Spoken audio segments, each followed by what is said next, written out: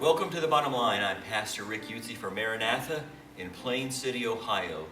You know, we're recording this on the week of 9/11, so it's the, 18th year anniversary after 9/11 occurred, when the towers came down and all that happened that day. And I read an interesting article in The Atlantic by Garrett Graff, and the title of it was, "On 9/11, Luck Meant Everything." And just that title, Luck Meant Everything, kind of caught my attention, so I went to the article to see what viewpoint they were coming from. And the person who wrote this article had interviewed a lot of the survivors of that, or interviewed the survivors of the ones who had passed away. And so they were getting their stories from either print or listening to them or actually interviewing them. And his point was that a lot of people, just by turning left or right that day, or having to go grab something back at the office before they came back with the meeting, all these things, seemingly random events were happening that meant whether they lived or died that day, whether they were caught in this or not. And I'm just going to read you a little bit of it because I can understand the sentiment, but then I want to give you maybe God's perspective, and we don't fully understand it, but just a kind of different perspective on it. It says, he wrote these two paragraphs in the middle of the story. It says, "These mundane choices, travel schedules, and breaks in routine that dictated whether someone lived or died on 9/11 belie the structure and order we try so hard to give to our lives. In the years since the attacks, we have ushered ourselves into a hyper-efficient, hyper-connected world. Our regimented daily calendars organized in quarter-hour increments. Our precise arrival times foretold by Google Maps or the Uber app. Our travel routes optimized by Waze. Our to-do lists organized by Trello. Our perfectly curated lifestyles on Instagram display." I mean, it's like all this stuff, these tools that we have to organize our day and to tell us where we are, and all these plans.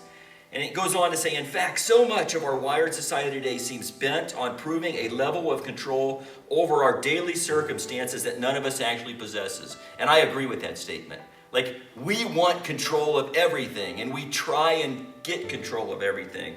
Then he goes on, "We try so hard to downplay and outright ignore the role chance clearly plays in life, moving through it oblivious to the randomness of fate, controlling everything we can in hopes that it will help with those things we can't control.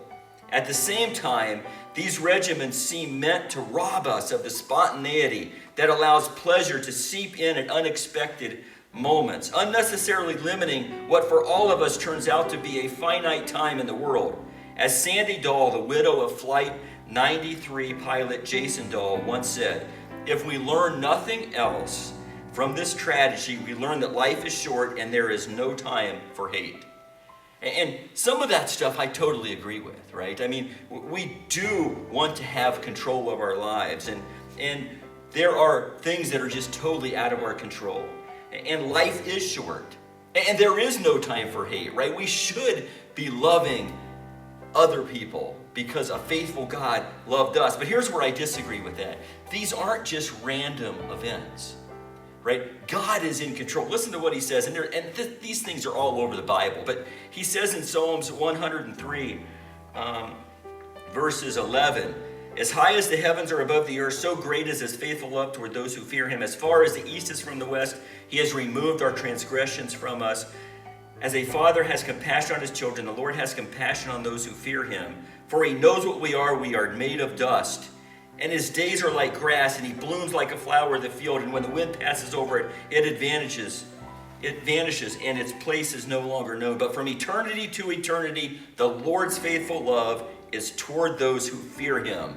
Like, he's admitting, God is saying, yes, the psalmist is saying, yeah, God knows way more than we do. Like, he's an infinite God, and from eternity to eternity, in the midst of all this mess and what seems like chaos and randomness, from eternity to eternity, there's a God who shows his compassion and his faithful love toward those who fear him, toward those who love him, toward those who have faith in him. The Bible tells us, right, that all things work together for good, right? To those who love him and are called according to his purpose. So it isn't random events. God even uses evil. He incorporates the evil people intend into our lives for good.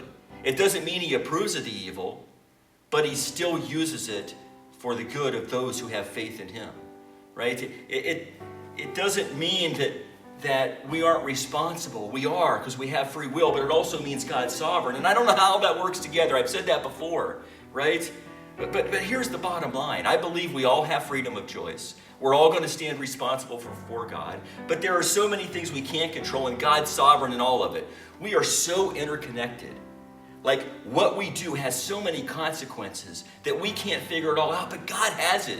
And he's working it all for the good of those who love him and are called according to his purpose. So what I'm going to do is I'm going to faithfully obey him in the little things that he's given me today. And I'm going to entrust the rest into the mighty hands of a God who faithfully loves me from eternity to eternity. And I will gladly entrust it into his hands rather than have it in my hands. And yes, that means occasionally, right, when I give it to him, I want to take it back. I got to keep giving it. Give it to a loving God who cares for us. Thank you for watching, and I'll see you next time on The Bottom Line.